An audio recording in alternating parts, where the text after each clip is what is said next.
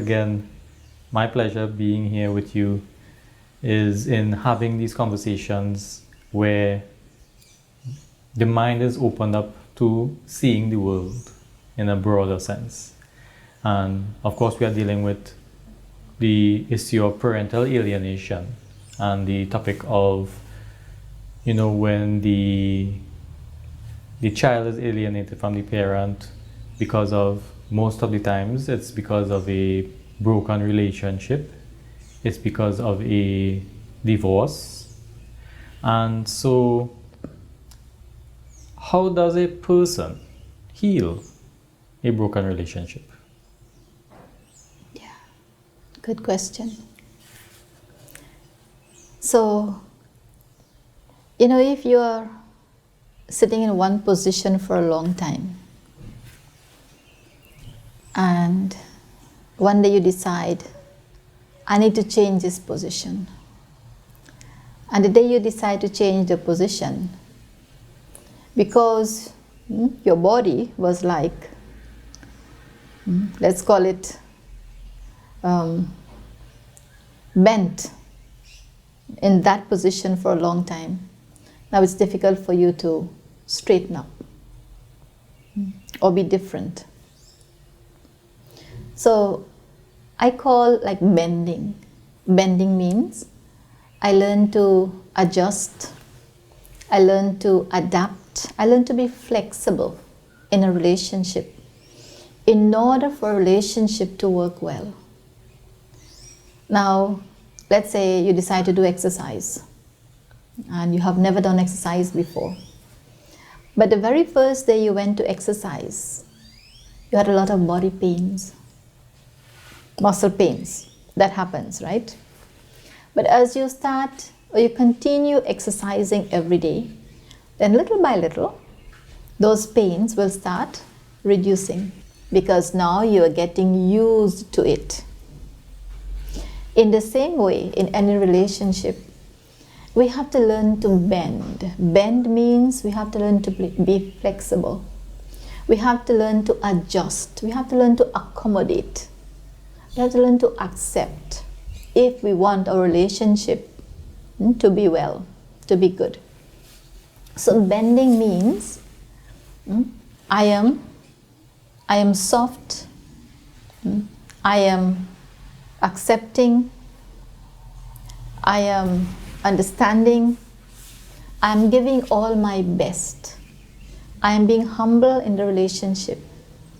To bend means that I am accepting. I am being flexible. And so when I start to bend, when I start to be accepting and humble and accommodating, maybe in the beginning it will look as though I am making a very harsh decision. I may tell myself, that I am the only one who have to be tolerating. I am having so much patience with this one. I have to adjust with this one so much. But as you start adjusting and as you start accommodating and accepting and being flexible, each day when you practice these values, you would realize as the days go by that it is less of an effort. Just like bending, just like the exercise. The very first day, it is difficult. Second day, less difficult, less pain. Third day, less difficult, less pain.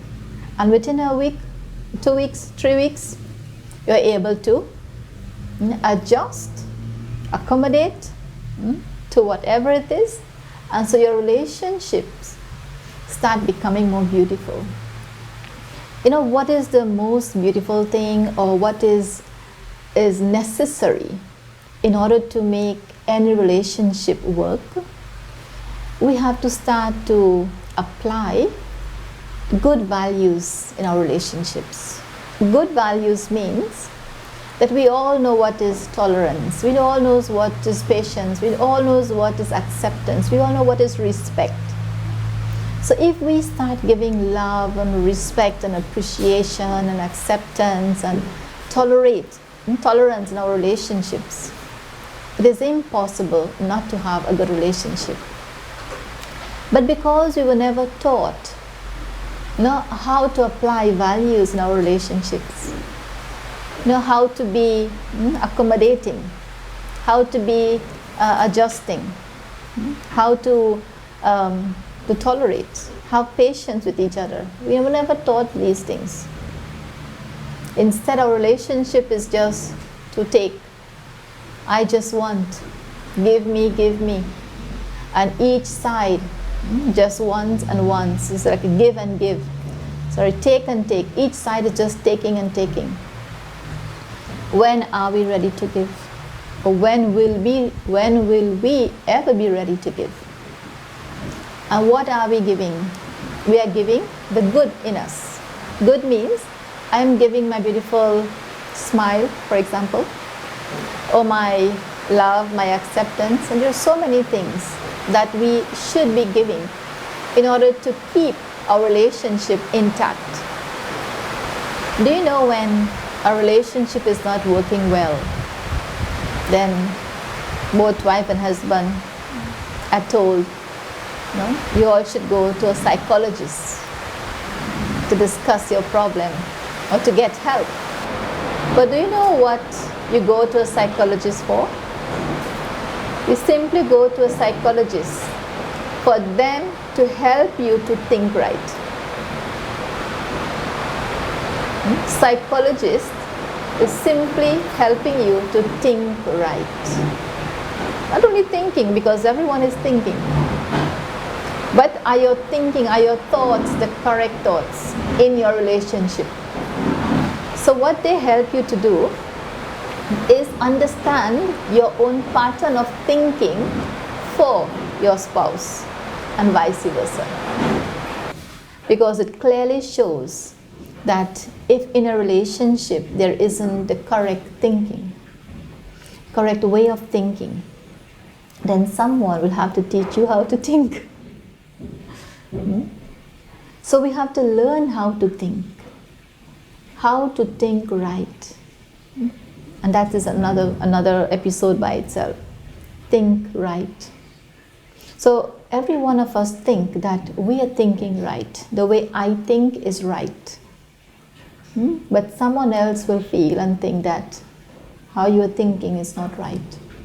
Now who knows what is right and what is wrong? For you it is the right way of thinking. But for someone else it may not be the right way of thinking. Because everyone is different and everyone thinks differently. Many times parents, for example, we say a couple, they tell themselves that when they get married, they want to have children and bring up their children in a certain manner. We want our children to be like this. Not knowing that when their child comes, that child is coming with totally different information than these two people. That child is coming with his own information. And that child starts growing up differently. Not how the parent expect or want that child to grow up. So one thing is your expectation of that child.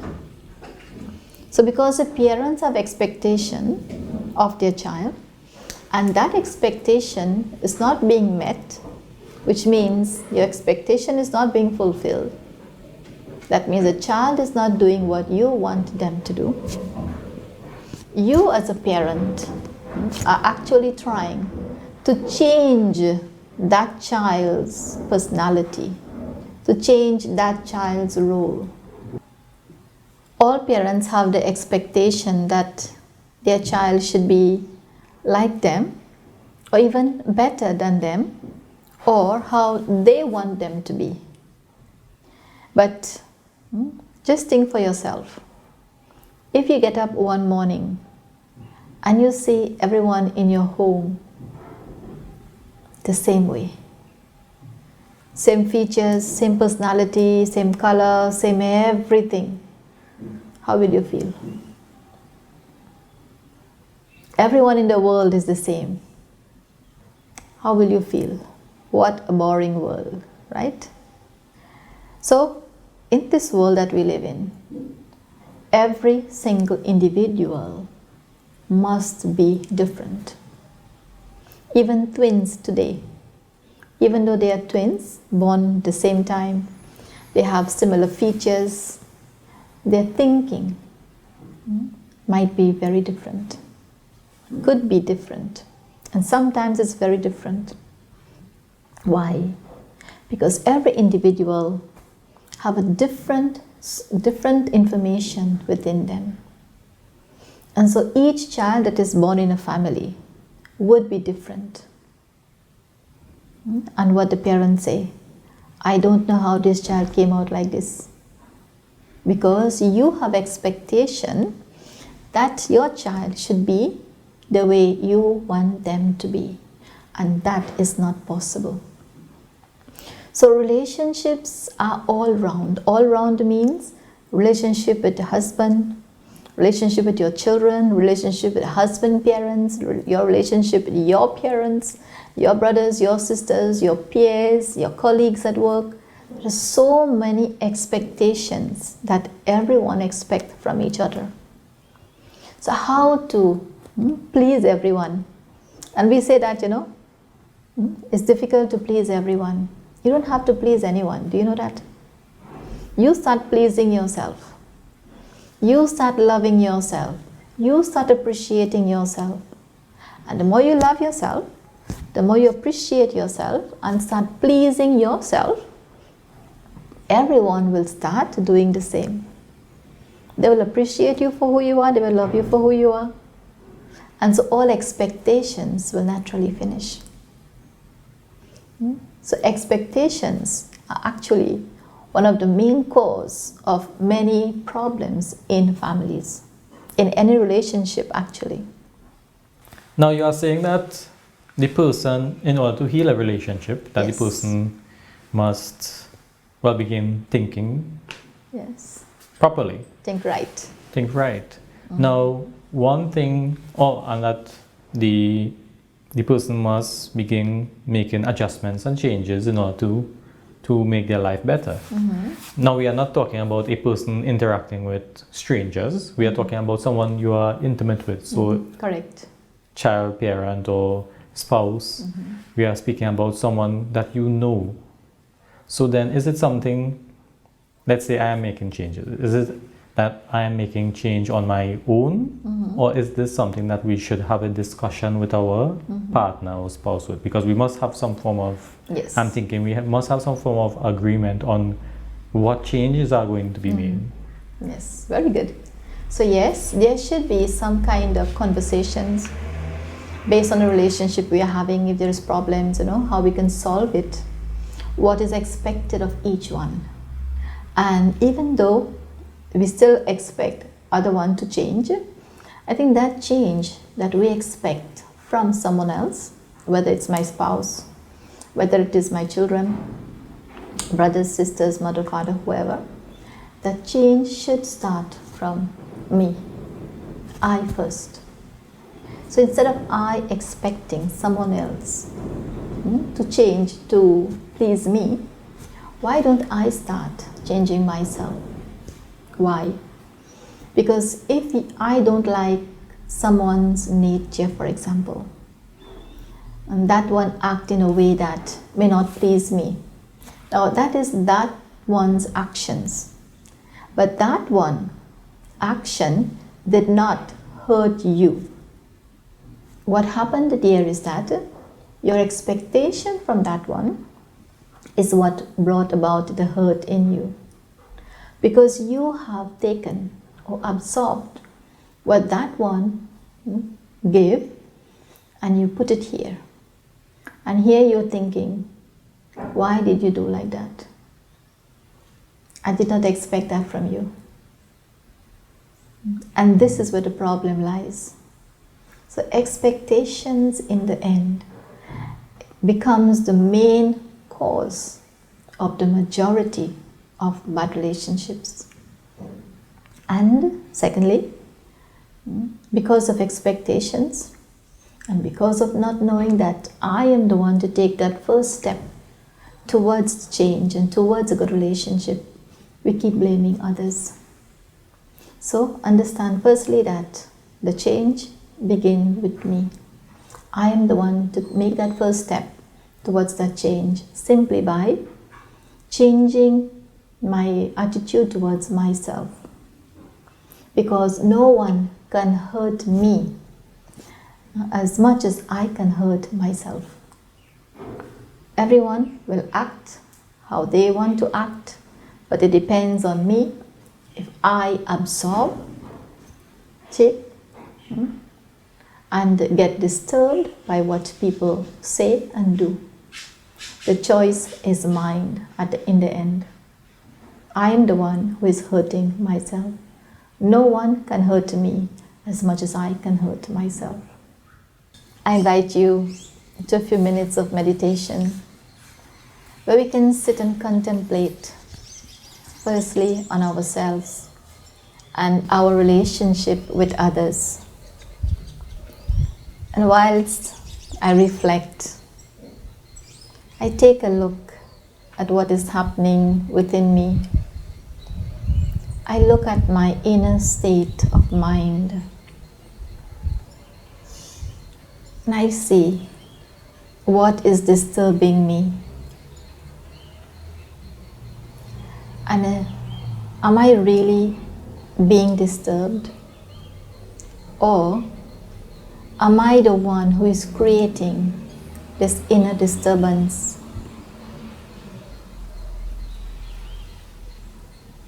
Am I taking the pain from others? Or am I creating this pain?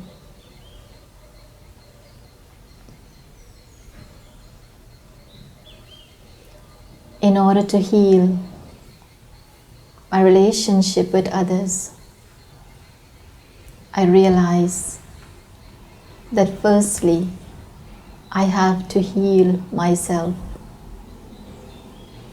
And to heal myself, I have to start accepting myself for who am I. I have to learn to love myself and appreciate myself for who am I. And if I love myself, if I appreciate and value myself for who am I, then naturally I would start appreciating others for who they are. I would start loving others for who they are.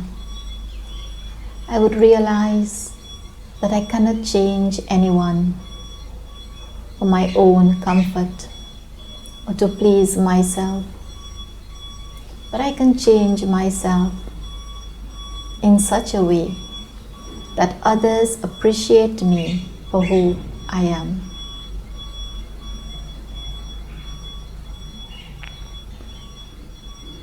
I reflect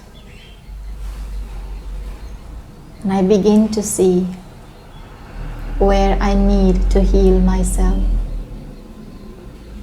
what I need to let go of, and what I need to adopt. And I realize that I have to adopt positive changes and let go of my weaknesses and my own defects.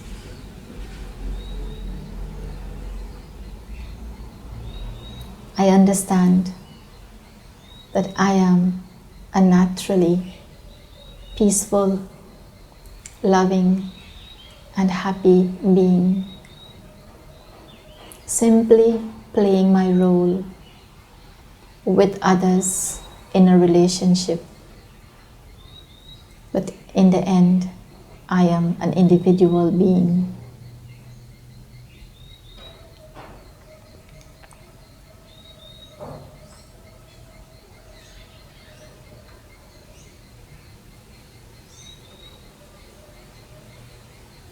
I see myself healthy relationship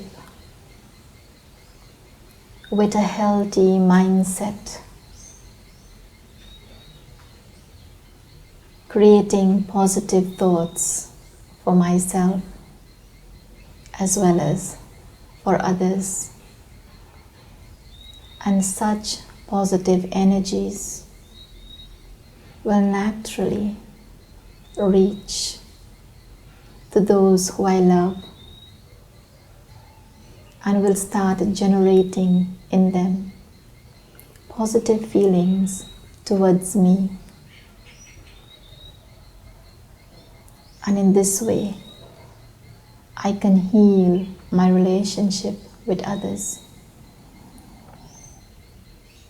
I understand that love heals. I begin to love myself and I begin to love others.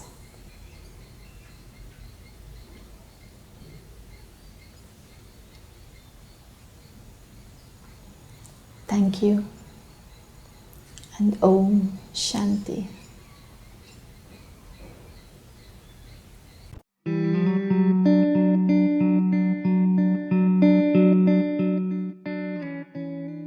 Join us globally every Sunday at 5:30 p.m. on Sankhya Television as Parental Alienation Awareness International Network, PAIN, presents Ambassador Extraordinaire, Brahma Kumari's Sister Silverine Mangru with the series From Pain to Healing.